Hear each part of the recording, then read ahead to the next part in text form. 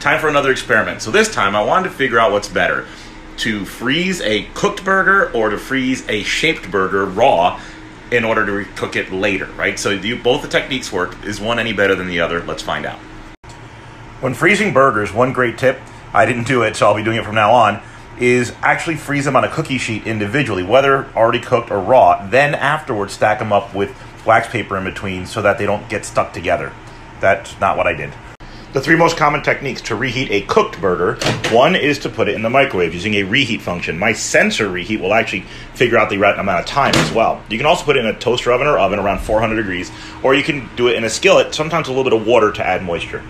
The advantage of a toaster oven or oven is that at 400 degrees, the burger is going to cook really quick. 3 minutes on one side, flip it over, 2 minutes on the other, and you can put the buns in for those last 2 minutes and everything will be ready to gather. However, it's going to drip a lot, so you're going to have a little bit of a cleanup on your hands. For a frozen burger, we obviously have to cook this sucker, so I'm going to go ahead and do that in a skillet, and I'm going to use what's called a constant flip technique. It goes against what I believe, which is flip it once, but it's supposed to make it cook more evenly, more quickly, so why not try a fun experiment, constant flip.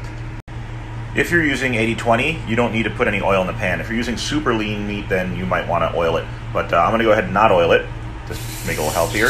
With the constant flip method, you end up flipping it over every 30 seconds until it looks done.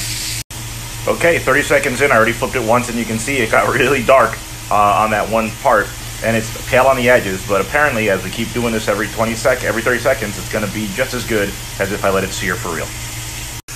Okay, so my burger is done from the microwave, and you can see it looks pretty moist still, so that's good. Gonna add a little cheese to it. And you can see this guy completely brown, right? And that was flipping it every 30 seconds. Both sides, totally perfect, super moist and juicy. So I think the constant flip technique is looking good, and it looks a little better than this one so far. Visually, the burger cooked from frozen looks a lot juicier and more moist and really just prettier than the one that was reheated. I don't think the oven versus microwave is going to make a big difference on the reheat, but that can be a future experiment. And I melted the cheese using the steaming technique again. All right, now let's cut these guys in half and see what we got inside. And okay. The microwave burger is definitely well done, but there's still a little moisture to it, so it's not bad actually. On the other hand, the constant flip burger is definitely rare to medium rare, which is my perfect burger for me. If you like it more cooked, you can go ahead and just keep flipping it every 30 seconds for 4 or 5 minutes, and you'll get it to the temperature you like. But overall for me so far, cooking a frozen burger looks like it's a lot better than reheating an already cooked one. And now my favorite part.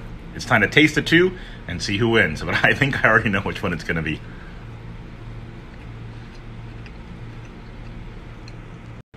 First of all, I completely forgot that these are my candied jalapeno burgers. And oh my God, I forgot how great they are. If you haven't tried those, definitely give that recipe a try. In the meantime, there's no competition. Reheating a burger versus cooking a frozen patty, frozen patty. The lesson here is clear. If you need to freeze a frozen burger, whether it's raw or cooked, you want to freeze them separately, then stack them all up with wax paper so you can get one out at a time when you need them. 2, if you have a choice, freeze them raw. For completeness, I had one burger left and I decided to try the oven technique, and it worked great. I've also ran out of hamburger buns. I only have one left. I'm going to use that later. So a hot dog bun, cut in half, should do the job.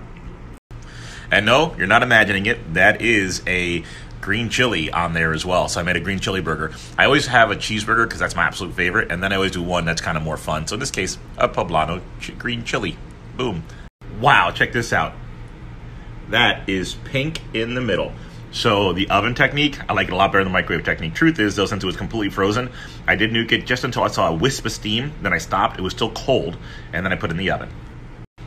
So the verdict is, if I'm going to reheat a burger that's already pre-cooked from the freezer, I'm going to do it in the oven, not the microwave. Now, I did use a microwave a little bit, but I'm going to try doing it without any microwaving and see how that comes out. However, I am all out of burgers, so no more experiments. Now, just for those of you who are trying to do it yourselves, it is 400 degrees, 3 minutes on one side, flip it over, 2 minutes on the other side. I add the cheese on the flip. I also add the buns on the flip, and everything comes out perfect.